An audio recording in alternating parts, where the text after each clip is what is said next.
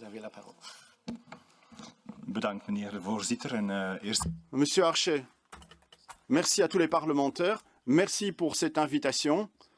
Nous vous sommes particulièrement reconnaissants de pouvoir partager avec vous notre expérience de terrain et vous aider dans le cadre de l'examen de ce texte. Donc 30 ans, ça fait 30 ans que cette loi existe sans aucune forme de révision. Il y a 30 ans, il n'existait pas d'Internet pour tous. Il était, par exemple, très difficile de se créer un compte. Il y a 30 ans, cette loi concernait les documents papier.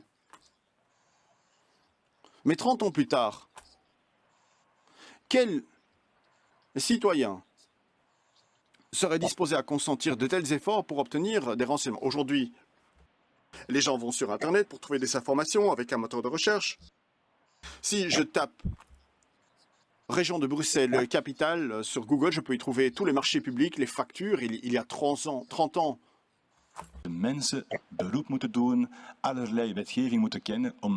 C'était assez simple. Aujourd'hui, on demande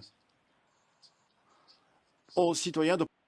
Le pays est tellement corrompu qu'ils sont même derrière l'Afghanistan et l'Inde dans certains domaines. Tellement ils sont pourris, les gars. C'est le marécage qu'il va falloir assainir. Hein. Il n'y a pas que la Seine. Hein.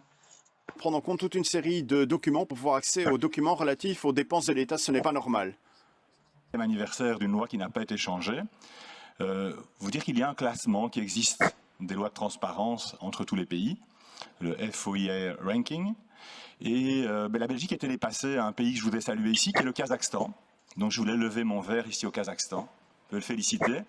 Un État bien connu pour sa grande démocratie, mais qui en tout cas était capable quand même de, en 30 ans, se rendre compte qu'Internet existait. Donc...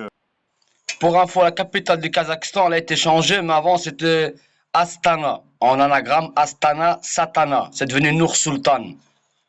Malheur à nous. Madame Verlinden, je suis désolé de vous dire, mais le Kazakhstan fait mieux que vous par rapport à votre projet de loi.